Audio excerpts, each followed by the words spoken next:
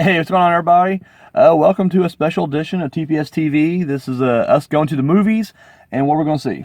The Invisible Man. The Invisible Man. Uh, what are your thoughts going into this movie? I have no clue. All the answers right there. I'll be honest with you, I'm kind of on the fence on this thing. I, stated before that on this channel. Like, I don't know. I feel like we've said all we need to say about invisible people with Hollow Man. That's pretty good. What else can you do to top that? The second one was horrible, though. The Hollow Man. Yeah, I didn't say Hollow Man 2. I said Hollow Man. We were Okay. done with Hollow Man. Well, the second one's crap. It is. I'm not disagreeing with that. Jesus Christ. Anyways, so with the Invisible Man, my issue is, I don't know, it just seems like the main character played by Elizabeth Moss is just way too smart for her own good. Like, she knows she's in a horror movie. She knows that something's amiss even before anything goes odd. Like, she's automatically going into it going like, he's not dead. It's him. He's invisible. It's like, you don't know that shit. You don't know that. It feels like maybe it's in her head or something. Well, no, it's going to be... It's invisible. It's like that's not gonna be a twist, sweetie. It's not gonna be a twist at the end. It's gonna be all in her head. Stop. Yeah. Anyways, no, like I said, to me it just seems like she doesn't just go to Ghost, and that just irritates me. She just goes straight to he's not dead and he's invisible. Really? That's your go-to? Like, why would you not think Ghost immediately? Even if you don't believe in Ghost, you can I can believe more in Ghost than I could science making somebody completely invisible. I'm just saying. That's me personally. I feel like if I start experiencing weird shit, my first go-to is, oh shit, Ghost. Not, oh shit, my ex-boyfriend is back and he's an invisible man and he faked his death. Fuck you. So I don't know. And not just that, but I get it. Everybody's going to jump on me because I'm like, I need to be... I like a little edge and darkness with my movies. Sorry. Call me a criminal or whatever. This looks like it's just going to be fluffy fucking bullshit. It's not going to be that dark. It isn't going to be that, insane. It's just going to be, so I don't know. I'm really on the fence about this going in, but who knows? I mean, Lee Wendell, guy from, who co-wrote, the Insidious and Saw movies, he's directing it. I'm a fan of his, so it may be good. And I like Elizabeth Moss. I think she's a good actress. So, I don't know. Maybe it won't be so bad, but we're going to find out. So you ready to do this? Yeah. We've stocked up. We got, as you're seeing right now, we have stocked up with candy. That's what Dollar Tree is all about. We usually do the whole not sponsored, hashtag not sponsored gag, but no, Dollar Tree definitely sponsors our movie going trips. So thank you, Dollar Tree. All right, let's get in there and let's check it out. Sponsor us. Dollar Tree sponsor us. Sponsor our trips anyways. All right, here we go.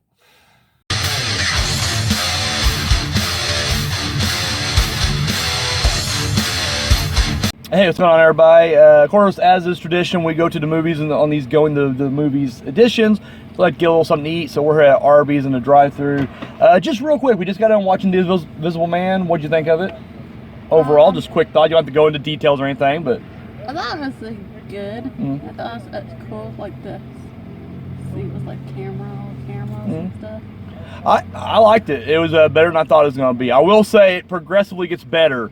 It starts off very weak sauce. In fact, I was rolling my eyes and having my hands crossed the whole time. Yeah, it was standard starting off, but when you start getting towards the end, it really picks up. So I'll tell you what, let's go get some food in our bellies, and then we'll sit down and give an actual review. So, sound good? Yeah. All right. Hey, okay, so we just got done watching the movie, just got done eating, so it's time to actually give the review of The Invisible Man.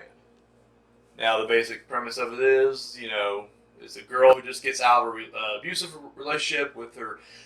They weren't married, were they? This boyfriend-girlfriend, but then, he dies, and she inherits a ton of money. However, not all is quite as it seems, and that's where we'll pick up this review. Sweetie, I'll let you take the floor on this one. You don't have to go through. What would you think about it? You don't have to go through blow by blow, but just what you. I thought it was good. Thought it was at first I thought the trailer would look good, but I'm check it out. Mm-hmm. Yeah. And so you liked it? Yeah. Okay. We'll go in depth like what you did like about it, what you didn't like about it. Like, it doesn't explain why the brother, like, helped that. Yeah. That's a spoiler, but yeah. Yeah. My God, sweetie. I'll put, before we get started, spoiler alert, so that way Yeah. people... And then I liked how they had camera on the seats, like a bunch of cameras, and like. Well, they were like light deflecting things, because Yeah. they use on like stealth bombers and everything. Yeah. Alrighty. For me personally, I've mentioned it before. I said it just before we watched it. I wasn't going to be big on it. It does start off very bleh. Slow. With the exception of, I will say, the opening sequence of her getting out of the house, getting away from her boyfriend, is pretty tense. Like, I mean, you know she's going to get away. You saw the trailer, so I mean, you know she eventually does get away from him. But it still doesn't matter. It's still a pretty tense thing. And the thing is, this dude pretty much, like, you know, he's rich. It's not just a house. He has a fortress. Like, I mean, there's security cameras. A mansion. Yeah, there's a huge, like, stone wall around the... I got a gate. He's got a wall built around his house. So, I mean, it clearly is, like, you know, it's like, you know, he's got this, like, Fort Knox type setup. And once again, just the fact that, like, you know, as the movie progresses, you see just how in shape and how athletic he is. But once we get her out of the house, it, to me, and I don't mean this in any kind of disrespect, before I start getting the angry comments, this is a Lifetime movie. Now, what I mean by that, a Lifetime movie, by my definition, is any female that is, or any movie that is female-driven, that you can literally premiere on the Lifetime channel and no one bats an eye at it. Like, you really couldn't have Aliens, and that's a female-driven movie. That's fucking Sigourney Weaver, but it doesn't really fit the channel, now does it? You're not going to watch, you know, woman loses custody of her kid, and she's battling alcoholism, and then she has to try to get back from her husband, and her husband's, you know, putting the lawyers against her. That's a Lifetime movie. And then segue to Terminator 2 with Linda Hamilton fighting the Terminator. They don't fit. But this one definitely does, like, hit all of those fucking... checks off every one of those boxes. You know, it's a girl in an abusive relationship that no one quite believes, even when shit goes bad and it looks bad for her. It's like, she's clearly... It makes her think that she's a crazy woman. Yeah, and it literally hits all those boxes. But as the movie progresses, it does get better. And no, there's certain spoilers we're not going to give away, so don't say nothing. You're done talking right now. Because there is one part, I'll just say the scene, it's when she has dinner and she talks to her sister, that went completely different than I thought it was going to. And I was like, holy shit, left turn. And at that point, you're like, wow, like they are just kind of going, what the fuck, and they just run with it. And it's from that moment on that it really does kind of kick into a different gear altogether. Yes, it still has that Lifetime vibe, but now it's on the extreme edges of shit. You know, now it's like we're not fucking around anymore. There are some flaws, but these are nitpicks more than actual flaws. My issues was, like, whenever anybody's walking around, you make noise. You never hear this fucker walk around anywhere. Like, even Hollow Man, which, don't get me wrong, I will still defend Hollow Man's still my favorite Invisible Man movie. That was the whole point with that, was because you would hear the creaks in the floorboards. What the fuck was that?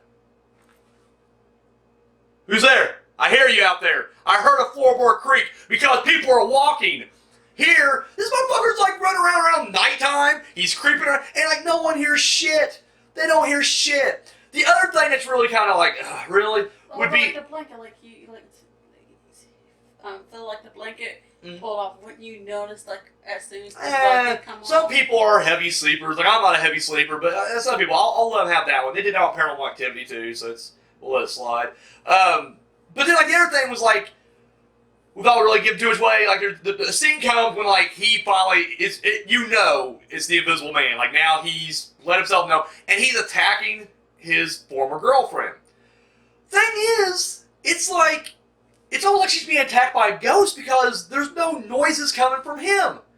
Now, I'm thinking, like, let's say I put myself in the shoes of an abusive boyfriend. I'm not that abusive to her. I put her in a cage, but that's totally different. I'll punch you as well.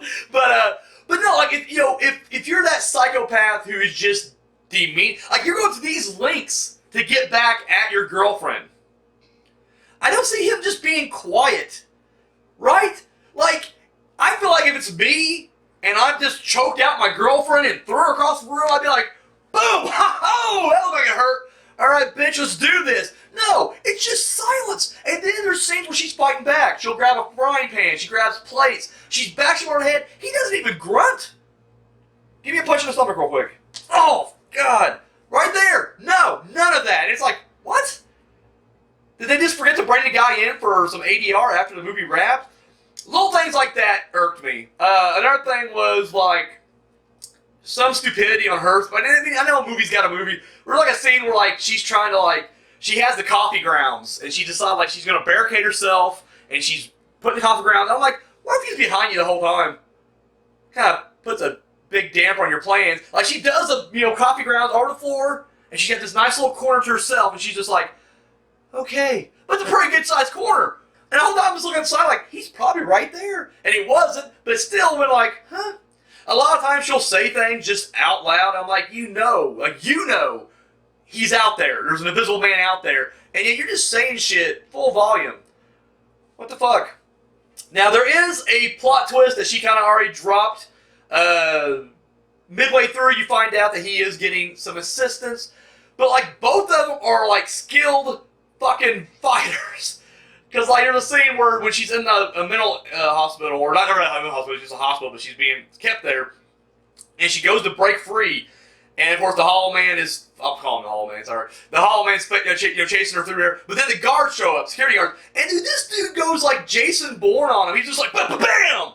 Grabs one guy's gun and puts it in his leg and blows it. I'm like, holy shit! Like, I feel like even if I was a Invisible Man and I was doing skeezy things and then it goes illegal and I'm fighting cops, like, I'm gonna get my ass kicked pretty quickly. I'll be like, give me the gun, and they'll be like, what the fuck's this? Stop, it's like, I'm just grab my gun. That's weird. Oh, here it comes again. Oh, shit, I'm just gonna shoot. Oh, bam! Oh, got him. What the fuck was that? And then the other thing it's like, as soon as we know the gimmick behind it, and once again, here, it's a suit, not a science experiment gone wrong like in Hollow Man and the original Invisible Man. Here it's an actual suit, which I really like that. I love that aspect of it. It's like you can start hearing, he's making predator noises, and it's just like, and I'm just like, really? So we can hear him whenever we know he's around, but like the entire time the movie's playing out in the very beginning, you don't hear shit. And I feel like the suit, even though you're invisible, you're gonna like catch dust and dirt. Or go. Yeah, like, or when you're walking out, yeah, like that. You're gonna hit something. No, your thought going. Well, that, any kind of movement, as soon as you once again, these are all like lenses and shit. If it's electric, it goes like shockness. It could be waterproof. We'll go walk. I mean, once again, it's a pretty sophisticated piece of machinery. I'll bet he, did for that. But like literally, I feel like if he's walking, the things are gonna be clanging together. Every time he touches anything, it's gonna be like this weird, like noise, like all the way around, and you're gonna be like, "What the fuck's that? What's that?" It sounds like, I don't know, plastic smacking into each other. Those are nitpicks, but still, yeah. As I'm watching this, that's what's going through my mind.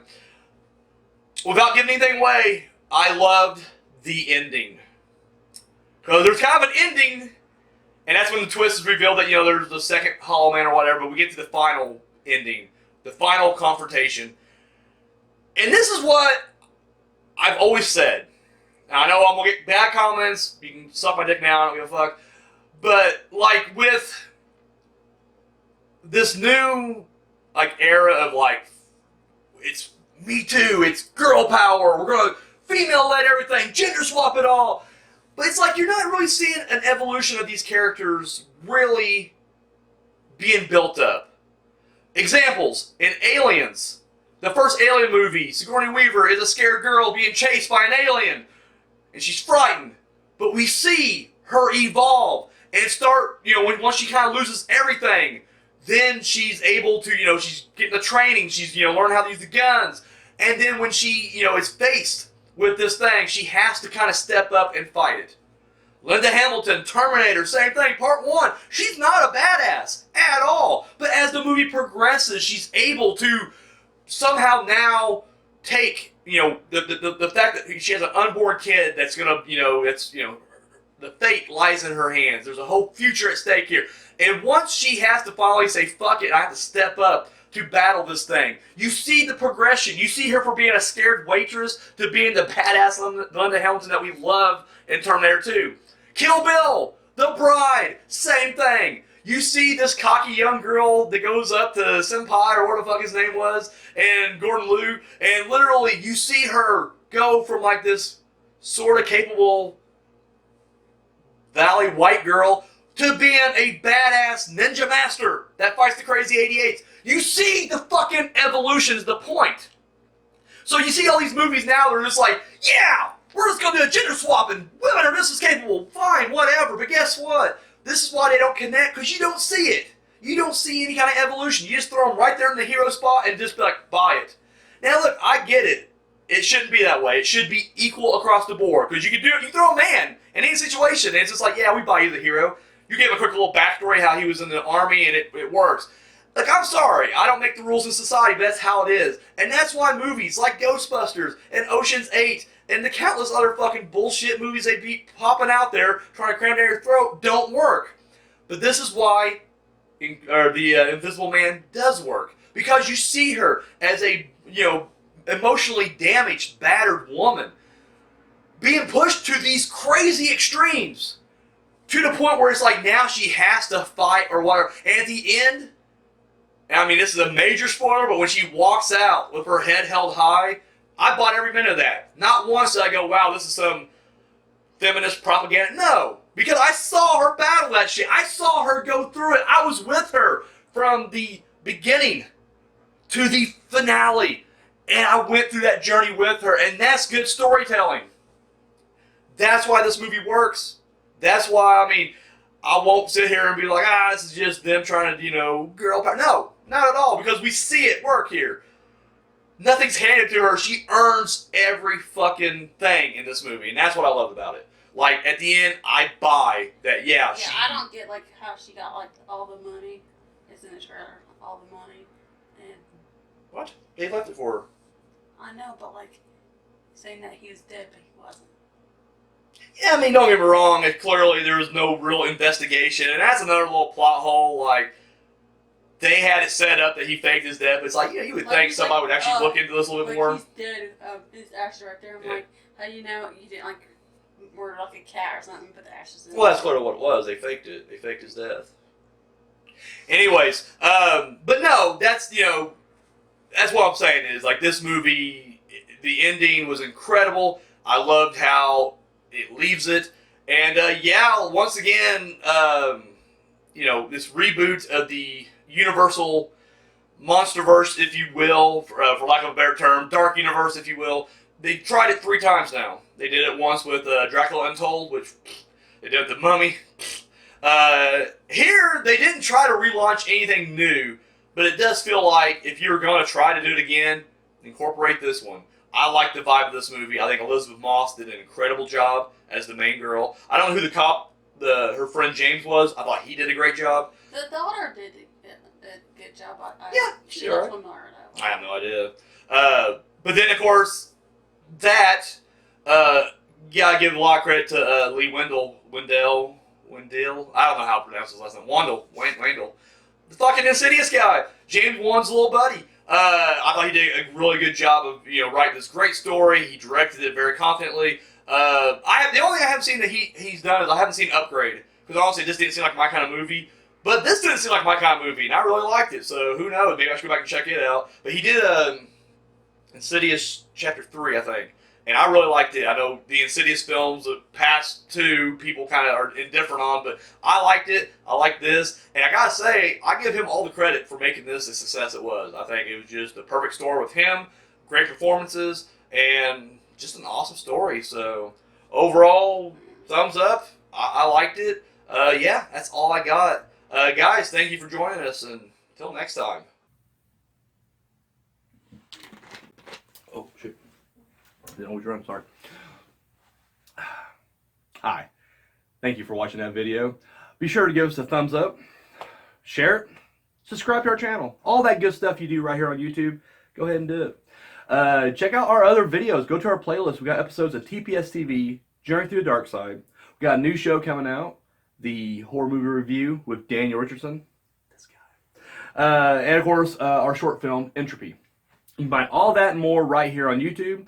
And then check out, yeah, look at that. All of our social media right there. And we don't just, copy and paste like the same post and put it on all. No, that's ridiculous. 3 different platforms, 3 different posts. I mean, the behind the scenes stuff you see on Twitter will not be the same stuff you see on Instagram. So there you go, right there. So be sure to give us a follow and a like on all that right there. Keep up to date. Have you seen Unspeakable Acts yet? No? Come on. Pick you up the DVD right now. Links over there. Oh, yeah. It's only $7. $3 shipping and handling. And of course, if you've already seen it and you haven't seen the Public Domain Dungeon yet, boom, $5 DVD right there. So 5 S&P as well. Or sorry, 3 S&P as well. So there you go. Do that. And if you got the spare change, you want to hit us up, donate a little bit over here to TPS Productions.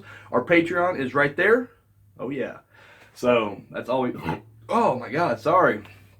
I'm getting fired, ain't I? God, that's all we got. Thank you for watching.